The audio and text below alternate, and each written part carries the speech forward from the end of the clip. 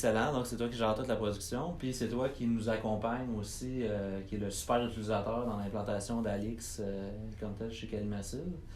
Donc, j'aimerais un peu qu'on parle ce matin de ton expérience, comment ça va, un petit peu peut-être le avant, le après, tu me parles un petit peu de ton expérience. Évidemment, on est en cours d'implantation, donc on n'a pas encore tous les résultats que ça va pouvoir te donner, mais je pense que tu as déjà des bons espoirs, puis tu vois déjà des trucs que tu ne voyais pas avant sur ta production. Ouais, vraiment. Avant, je travaillais quand j'avais des commandes avec un fichier Excel, puis j'ai comme un mix de produits qui est quand même assez gros, puis j'ai beaucoup d'assemblages. Et je mettais des pièces en production, puis je voyais jamais le bout, je voyais jamais les items se finir en tant que tel, j'avais aucune traçabilité, ou très peu. Okay. On partait des poignées, j'avais des lames d'un bord, puis arrivé à l'autre bout, j'avais 3 items sur les 10 que j'avais essayé de faire. Okay. Là, avec Alix, le fait d'avoir des cartes, je peux voir tous mes items, à quelle étape ils sont rendus, savoir qui les a fait, qui les a moulés, quand, comment sont mes pièces, quel stade. Okay. Ça me donne déjà pas mal de visibilité. Ouais, malgré le fait qu'on n'ait pas encore rentré tous les produits, donc on s'est concentré, on est allé avec une famille de produits en fait, on a commencé par ça, donc on voulait faire l'implantation en étapes pour être sûr que ça fonctionne bien, autant de ton côté, dans le fond au niveau de la configuration qu'on doit faire dans le logiciel évidemment pour configurer les étapes, les recettes, les étapes qui sont à faire, la matière première qui est requise, etc. Donc vous avez passé un petit peu à travers ça. Je crois que tu as eu l'aide de certains étudiants qui t'ont donné un coup de main. Ouais, j'ai eu plusieurs coups de main. Ouais, c'est ça, pour faire l'entrée de données, configurer des trucs. Et puis là, ça roule en production, donc ça roule sur le plancher. Déjà là, on voit des beaux résultats. Ça permet de comprendre des choses qu'on avait de la difficulté à comprendre avant aussi. Ouais. Si tu me parlais de ça. Comme les bons du premier coup, où je vois des pièces... Finalement, j'ai pas autant de pièces bonnes que ce que je pensais. Okay. Ce qui fait que là, ça crée des retards dans mes commandes au final, parce que je suis persuadé que j'ai 10 items qui arrivent à l'autre bout, puis sur les 10, je me rends compte que j'en ai que 3, donc il faut que je revienne en arrière. Okay. Comme j'ai des étapes qui sont comme séquencées dans les jours, quand je suis déjà rendu à la fin, il faut que je remonte comme 2 jours avant pour pouvoir restarter mes produits. Puis 2 jours, c'est gros. Ouais. Je perds vraiment beaucoup de temps à cause de ça. Parce que dans ton produit de mousse, dans le fond, il y a une étape de maturation qui fait qu'on doit attendre, la mousse doit figer, gonfler, etc. Donc, entre la fabrication de moulage, finalement, et les étapes subséquentes de finition des baburages, etc. Donc, il y a un certain délai qui amène le fait que ta planification que tu fais aujourd'hui, au niveau de tout le département de finition, ça ne sera pas en place. Les cartes ne seront pas rendues avant un certain temps, finalement. OK, excellent. Puis là, vous avez un gros projet, vous avez des délais assez serrés dans les prochains, avec un nouveau client, un nouveau partenariat finalement. Donc, vous avez des livraisons en antenne avec une bonne quantité de production. Donc, c'est quand même un bon défi. Donc, ça fait partie d'un des produits. C'est un petit peu un projet spécial qu'on a quand même intégré relativement facilement. Comment tu as trouvé ça d'intégrer ce projet-là dans Alix, c'est-à-dire d'aller configurer les étapes de production? Parce vous avez fait une cellule séparée pour ce projet-là, tellement qu'il était d'une assez bonne ampleur finalement. Donc, on n'a pas essayé de le rentrer dans les opérations standards. Vous avez créé une nouvelle cellule, c'est un nouveau produit avec beaucoup de volume à comparer peut-être à... Vous avez beaucoup de produits, mais avec des petits volumes qui se répètent finalement, alors que là, vous aviez des assez bonnes commandes et tout ça. Donc, j'imagine que ça a quand même bien été au niveau de la configuration et tout ça. Ça a quand même vraiment très bien été, puis ça me permet aussi de voir toutes les étapes, parce que c'est un produit qui est comme un peu différent de ce qu'on fait, mais qui au final passe sur toutes les mêmes étapes. Okay. Puis là, j'ai qu'un seul produit, donc je suis capable de le voir de l'armature aux étapes de peinture, de moulage, peinture de finition. J'ai comme toute la chaîne que j'utilise en général rassemblée sur un seul produit.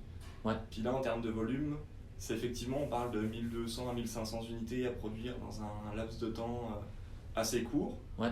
Donc là, je gagne beaucoup en visibilité de savoir mes étapes, savoir ma matière première qui est consommée, savoir mes armatures, je peux déclencher des Kanban pour préparer mes armatures. Donc ce que je disais tout à l'heure, en perdant du temps, mon 2 jours de retard, quand j'ai une pièce qui est pas bonne, là je perds moins de temps, je le sais tout de suite que j'ai une pièce qui est pas bonne, qu'il faut que j'en refasse une. Ouais.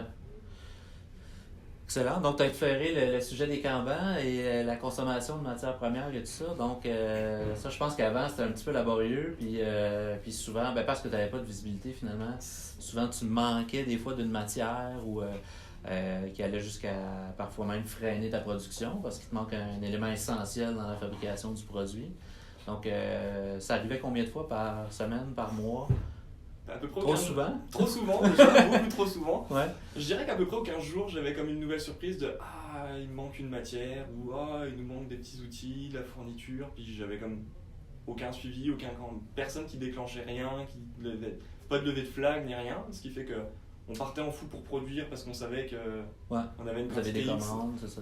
Puis on était freiné parce que il manquait une matière première, donc il fallait attendre que la matière soit commandée, plus le délai de livraison. Ouais. Donc on prenait beaucoup de retard sur des choses qui sont comme... Qui aurait dû rouler. Là, qui aurait dû rouler. Exact. Excellent. Donc, puis on a parlé des Kanban aussi. Donc ça te permet, dans le fond, dans Alix, on a des Kanban qui sont automatisés. Donc ça te permet vraiment de déclencher de la production. Donc tu as un petit peu... Alix t'aide à gérer ta planification et tout ça. Ça me facilite beaucoup la vie. En fait, des choses simples de j'ai une quantité X. Mes Kanban m'aident beaucoup. Comme j'ai beaucoup d'items différents, mettre des petits Kanban sur tout est beaucoup plus simple pour moi. Ça me permet de pouvoir me concentrer autre part sur des choses aussi simples que il y en a 3, puis il m'en faut 5, puis ça redéclenche pas. Puis... Ouais. OK. Donc ça t'a redonné du temps finalement. Ouais. Et du temps qui te permet d'aller, évidemment, d'être plus présent sur le plancher de production. C'est ça. J'imagine d'aller aider ton monde. Toute la volet formation, je pense que depuis aussi, vous avez... ça t'a libéré du temps qui a permis d'aller faire des observations puis voir des trucs sur le plancher, de se rendre compte que il y a des postes qu'on pourrait peut-être combiner ou en travaillant en équipe, en remodelant un petit peu, flexibilité de ta main-d'œuvre. Si tu m'en parlais un petit peu des dernières trouvailles que vous avez eues avec le temps que tu as récupéré finalement, là? Ça m'a permis quand même de voir, par exemple, j'avais 2 postes où j'ai des mouleurs qui moulaient tout seuls, puis qui avaient souvent besoin d'un coup de main pour mouler une pièce, pour mouler cette pièce-là à 2, puis j'avais 2 postes qui faisaient ça. Puis en y regardant de plus près, on a fusionné ces 2 postes-là, puisqu'au final, le gain de temps était là, ils ont pu à se déplacer, ils sont tout le temps les 2 dans la même cellule, ils sont capables de mouler les pièces à 2, puis quand c'est des moules à 1, ils sont aussi capables de travailler indépendamment, 1-1, dans le même poste. Ouais. C'est toutes ces choses-là, tout ce temps-là que je gagne, que je peux voir des choses comme ça qui permettent d'améliorer notre production au quotidien.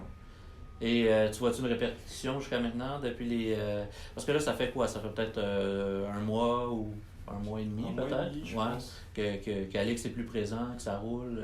Que tu commences à avoir un petit peu des effets sur ta production, sur ta gestion des stocks, la réception de marchandises aussi. Que là, tu as enfin une visibilité, sur ce qui s'en vient, ce qui a été commandé, ce qu'on doit recevoir. Puis quand on le reçoit, je pense que c'est assez facile à faire. Donc, tu l'as expérimenté toi-même. Je crois que ça va quand même très rapidement. Donc, ça, je pense que c'est d'autres gains intéressants pour toi aussi par rapport à ça, de moins manquer de stock. Mais sinon, au niveau de tes chiffres de production, donc depuis que ça roule, tu dirais... tu évalues à combien les gains? Puis on s'entend, c'est des gains, c'est des petits gains à cette étape-ci, mais on voit que plus on va rentrer l'ensemble des opérations, finalement, tu vas aller chercher ces gains-là sur l'ensemble de tes opérations au lieu de sur la famille de produits qu'on a choisi. Je pense que mon gain, j'ai quand même réussi à stabiliser ma production parce que ce qu'il y avait, c'est qu'on était souvent en dents de scie. Parce qu'il manque de matières premières, parce que les pièces ont du retard, donc on était toujours par à coup, tout le temps. Puis là, on se fixe un objectif qui est à peu près 500 unités par semaine. Puis des fois on avait des 300, après 460, 560, des choses comme ça. Puis là on arrive à avoir notre 500 régulier, puis ça fluctue peu. Ça fait comme 3-4 semaines qu'on est ça, à peu près 500 unités constantes. On n'a pas de retard de matières premières. On a moins de retard sur nos pièces. Alors c'est sûr qu'une fois que ça va être déployé partout, là, je gagne beaucoup en visibilité, puis c'est ça qui fait que au lieu d'avoir des pics, puis c'est difficile à gérer. Excellent. Sinon, y a-t-il d'autres trucs que tu as observés depuis ton utilisation? Je sais que vous avez commencé à déployer des tableaux physiques où les employés allaient un petit peu t'indiquer pour essayer d'avoir un peu de visibilité. Donc, vous avez déployé des trucs là, par rapport à ça. Je sais que c'est des trucs que les employés font toujours parce que le temps que justement on rode le système, que tout soit déployé, tout soit en place. Est-ce que tu vois des trucs par rapport à ça ou ça revient dans la visibilité finalement? C'est ça. Est-ce qu'à terme, tu crois que c'est des outils que vous allez... dans le fond, tu vas avoir la visibilité de façon numérique, donc les employés n'auront plus besoin d'aller mettre à jour ces tableaux de production-là? J'imagine que c'est ton objectif. Je vais carrément m'en servir. Là, pour l'instant, effectivement, je demande à mes mouleurs de venir m'indiquer la quantité qu'ils ont moulé par jour, j'essaye aussi de leur fixer des objectifs de je veux tant de moulage parce que on a regardé c'était ça que la cellule était capable de produire. Là avec Alix, je vais les avoir ces données-là, je vais les avoir en permanence. Puis tous les matins je fais un meeting avec mon équipe, puis je veux un tableau, je veux un écran, je sais que les données sont dans Alix, puis je vais pouvoir leur montrer où ils en sont rendus, c'est quoi au niveau de la semaine leur production, tout ça, puis toute l'équipe le saura. L'info va être transmise avec tout le monde. Donc, tu n'auras plus de comptabilisation à faire le soir dans un fichier Excel, chiffrier, c'est de se faire un graphique, etc. Donc, tu vas l'avoir live en temps réel et tu vas pouvoir t'en servir dans ton meeting quotidien de lancement de corps avec l'équipe. Effectivement, je pense que ça va être super intéressant quand tu vas te rendre à ce niveau-là. Dans le fond, on pourrait déjà le faire avec certains trucs, mais dans le fond, tu touches un bon point où est-ce que on a un engin de collecte d'informations qui permet de suivre les opérations, mais après ça, avec toutes ces données-là qu'on accumule, évidemment, on peut se faire des tableaux de bord, puis rendu là, c'est à peu près notre imagination qui est la limite finalement, ou c'est quoi le besoin d'information qu'on a pour être capable de gérer, puis être capable de prendre des bonnes décisions. Donc ça, c'est clairement un volet qu'on va explorer. Donc dans l'implantation, on entend toujours d'avoir quand même des données avant de s'aventurer là-dedans, que ce soit pertinent. Mais je pense que pour les départements qui ont été déployés, je pense qu'on va être rendu là tout de suite après les fêtes. Là. Donc là, on s'en va dans le sprint du congé des fêtes, mais au retour des fêtes, clairement, c'est des trucs qu'on va finaliser. Puis comment tu vois la suite au niveau de l'implantation? Si tu me parlais un peu de l'équipe, comment ça a été accueilli? L'équipe embarque quand même bien, ça leur donne eux aussi de la visibilité qu'ils n'avaient pas. Genre comme j'ai qu'une seule équipe, mais j'ai comme deux cellules. J'ai une cellule de production puis une cellule de finition. Puis ils ont un jour de décalage. Puis en finition, elle ne sait pas toujours ce qui va lui arriver comme pièce. Là, elle a cette visibilité-là. Elle peut se préparer. C'est pas mal ça. Puis eux, ils embarquent. Ils sont motivés, puis ils comprennent. Ça nous permet de faire des gros changements, de passer pas mal d'idées, d'améliorer notre production. Parce qu'on était comme un peu... Je trouve pas le mot, mais... Comme on n'avait pas de visibilité, je pouvais pas en redescendre à mon équipe de j'attends ça de toi. Maintenant, je vais avoir de la visibilité, donc je vais avoir plus facile à leur dire c'est là qu'on est rendu, c'est là que je veux qu'on aille. Je te dirais même probablement au niveau de tes objectifs de production, tant en unités par jour que les temps que c'est supposé prendre par différents produits, bien évidemment, là, avec la traçabilité et la visibilité qu'on gagne aujourd'hui, c'est sûr que toi, ça va donner de l'information pour aller ajuster ta planification et même raffiner et arriver à être capable de comprendre. Et j'imagine que dans la façon dont tu fais ta mise en production, le mix de produits que tu envoies en production, bien évidemment, tu vas pouvoir tenir compte de ça parce que là, tu vas avoir vraiment tu vas être éclairé, dans le fond, sur l'impact de ton mix de produits que tu envoies en production, finalement. Effectivement. OK. Puis au niveau de la formation, ça a été facile, difficile? Si tu prends un employé, combien de temps ça lui a pris quand tu as embarqué un nouvel employé dans le logiciel? Tu évaluerais ça en minutes? En minutes, je pense qu'un quart d'heure, là, c'est vraiment simple. OK. Pour le superviseur, le tableau est vraiment large, mais pour chaque utilisateur, en fait, comme ils sont dédiés à une cellule, on trim ça par rapport à ce qu'ils ont besoin de voir. Ce qui fait qu'ils ont entre 3 et 6 colonnes, dépendamment de s'ils occupent plusieurs postes ou pas. Puis c'est aussi simple que de déplacer une carte. On leur explique, on leur dit comment se loguer, on leur dit ce qu'ils ont à suivre, quelles infos ils ont sur la carte. Puis c'est aussi simple que ça. Que ce soit sur des écrans tactiles, que ce soit sur une tablette. Là, j'ai comme plusieurs interfaces différentes dans la shop. Puis... ça, vous avez déployé des ordinateurs portables à certains postes, des tablettes sur des postes qui ont peut-être besoin d'être un petit peu plus portatifs ou des trucs comme ça. Ou même carrément dans des postes, vous avez choisi de mettre des tablettes à certains égards. Donc vous aviez déjà des ordinateurs disponibles que vous avez déployés sur le plancher. Sinon, pour les nouveaux achats, vous avez principalement utilisé des tablettes. Je pense dans l'esprit de pouvoir, évidemment, que ce soit portable, que si les gens veulent prendre des photos éventuellement, documenter des trucs, des enjeux de qualité, trucs comme ça, éventuellement, ça serait possible aussi de le faire. Donc, une quinzaine de minutes pour former un employé sur le logiciel. Donc, ça a été quand même c'est facile. C'est quand même facile. À comparer à d'autres trucs, évidemment. Je suis content d'entendre ça. En fait, c'est sûr que nous, on met beaucoup d'efforts pour rendre le logiciel facile à utiliser. C'est un peu ça notre objectif. Que justement, tous les employés sur le plancher de production puissent l'utiliser. Ce qui te donne la visibilité, dans le fond, que tu parlais avant. Donc, ton visibilité, mais même en temps réel. Donc, au fur et à mesure, tu regardes ton tableau et tu es capable de voir ce qui se passe. Donc, si tu te branchais dans Alix, je suis juste curieux de voir un petit peu la visibilité que ça te donne.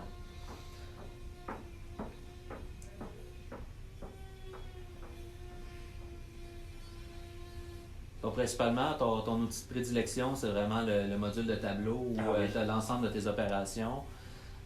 Donc, en un coup d'œil, tu es capable de voir ce qui se passe, qu'est-ce qui est rendu où, qui travaille sur quoi, etc. Donc là, tu as tes 2 lignes de production qui sont mises en place finalement. Donc le orange, c'est la nouvelle famille de produits, donc celui qui est un projet spécial, que tu as tout rentré dans le logiciel. Donc si on commence avec celui-là, c'est celui qui va s'ouvrir. Donc tu as vraiment, finalement, tu as l'ensemble des tâches que les gens doivent faire. Donc la première étape, c'est vraiment un peu on peut appeler ça la to-do list finalement. C'est ça. Fait que pour les employés, c'est assez simple. Donc tu vois vraiment qui est connecté sur quel poste de travail et tu vois l'avancement de tes produits, etc. Oh, je vois une colonne rouge. Ouais. C'est pas ma colonne préférée, mais ça me donne la visibilité qui me manquait sur certains produits. En fait, c'est ma colonne des items à rework qui sont pas bons. Donc soit qui vont être réparés, soit qui vont être modifiés.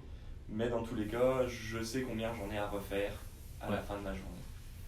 Qui te permet, dans le fond, de remettre en production peut-être certaines pièces, alors qu'avant, tu allais physiquement sur le plancher, tu faisais des comptes, tu essayais de voir quelles sont bonnes, quelles sont pas bonnes.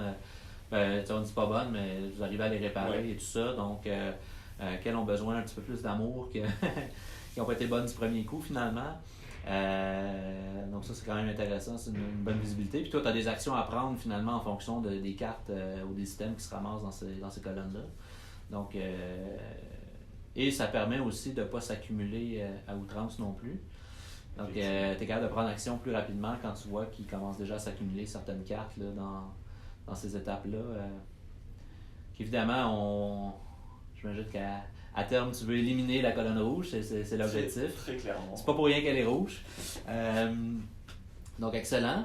Et dans le fond, quand on se rend à la fin, tu finis par avoir, dans le fond, l'ensemble de tes pièces qui sont totalement terminées finalement. Donc, ça te permet de voir vraiment tout ce qui est en cours, tout ce qui est à faire en cours et terminé aussi.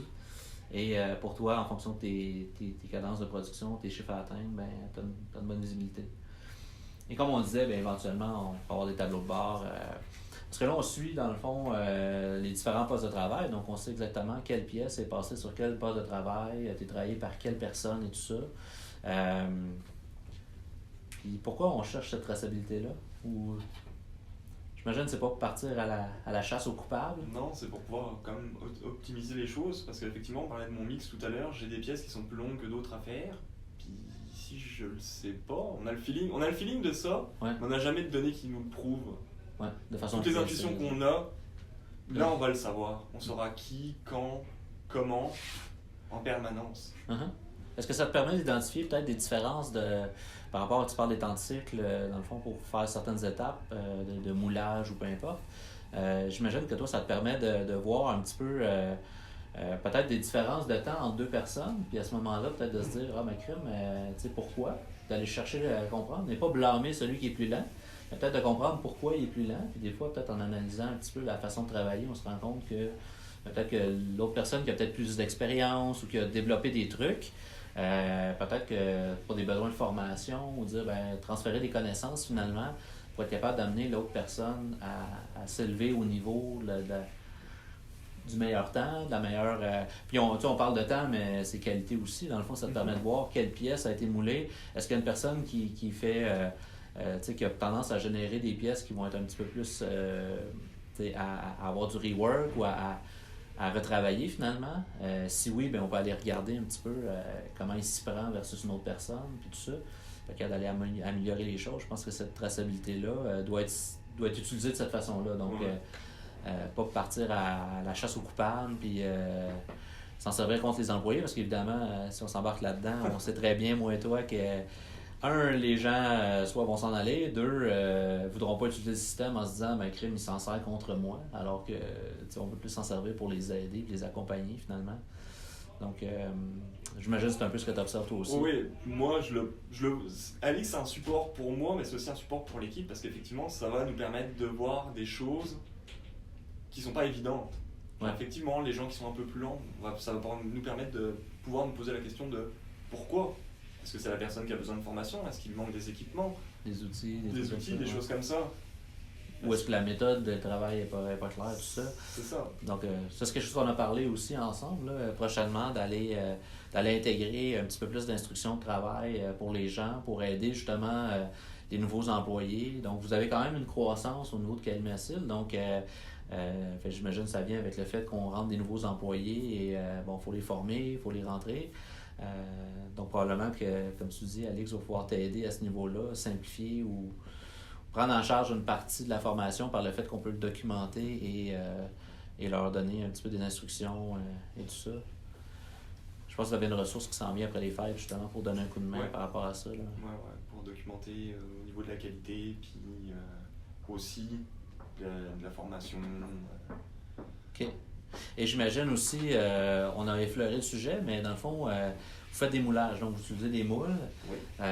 Donc là, on a identifié, pour la famille de produits du moins qu'on a intégré dans le logiciel jusqu'à maintenant, dans le fond, on a identifié chacun des moules. Je voyais des petites étiquettes tout à l'heure, des étiquettes comme ça, donc ça nous a permis d'aller vraiment identifier chacun des moules. Ça te permet, dans le fond, d'avoir une traçabilité, parce que parfois, pour une même pièce, tu as 2-3 moules possibles pour la mouler, parce que vous avez des volumes assez élevés qui justifient d'avoir plusieurs moules pour être capable de mouler les pièces. Donc toi, ça donne un peu de traçabilité sur... en fait, ça pourrait même te permettre d'identifier si un certain moule a tendance à produire... Ouais, ça va me donner beaucoup d'infos sur le moule, sa durée de vie. Ouais. Est-ce qu'il fait des bonnes pièces? Parce que, effectivement, j'ai plusieurs exemplaires, donc des fois j'ai des moules qui sont peut-être un peu moins bons, ou qui commencent à être vieux. Je vais pouvoir le savoir, je vais pouvoir les localiser rapidement. Si je me rends compte que j'ai 10 pièces qui sortent de ce moule-là, puis que j'ai le même défaut dessus, le problème il est facile à trouver.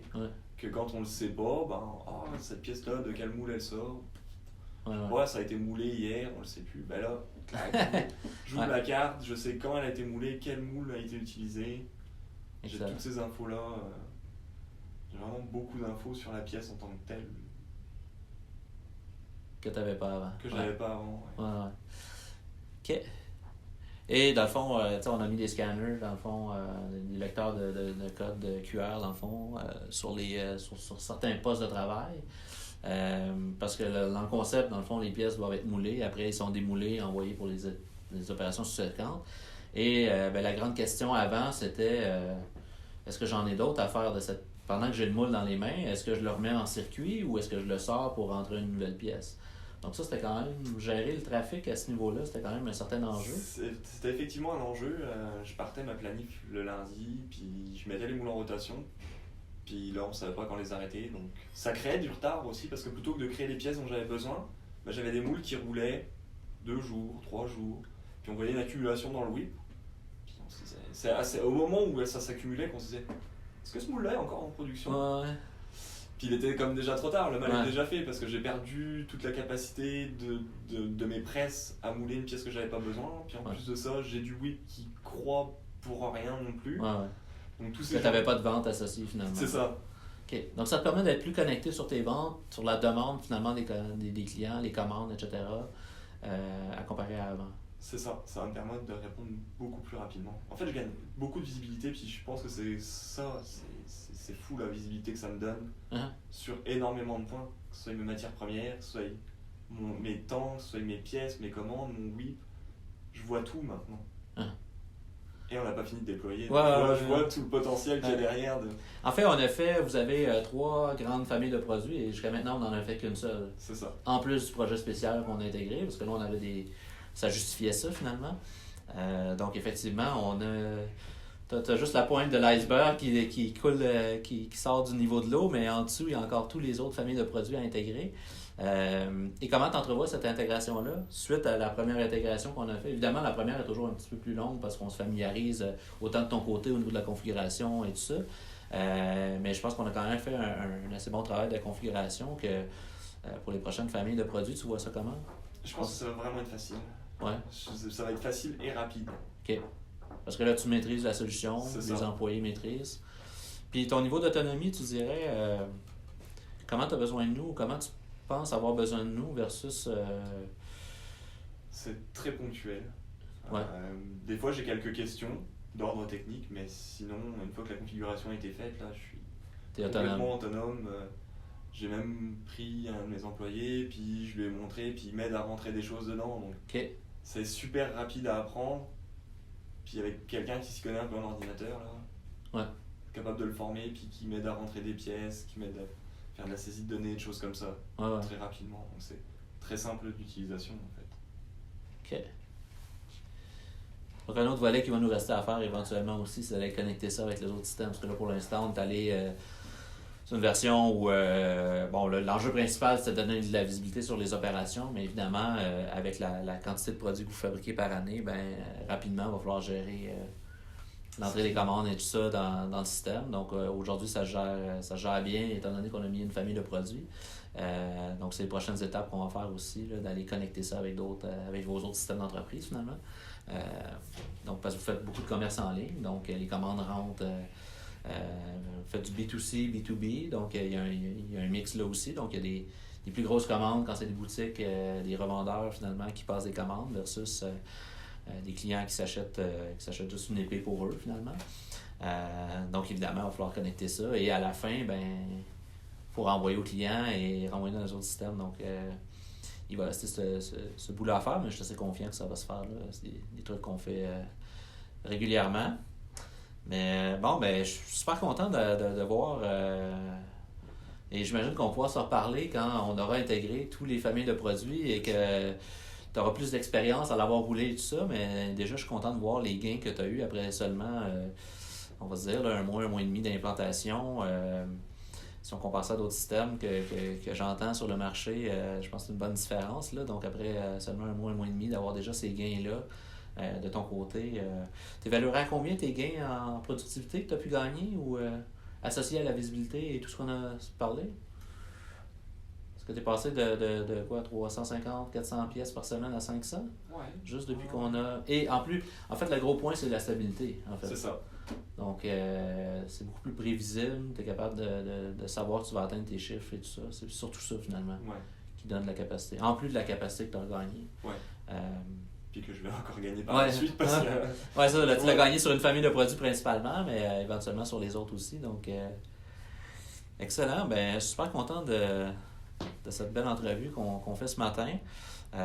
Content de voir que tu es content de l'utilisation du système et tout ça et que ça t'amène... en tout cas, tu as l'air assez souriant sur ton expérience jusqu'à maintenant, donc ce qui est bon signe.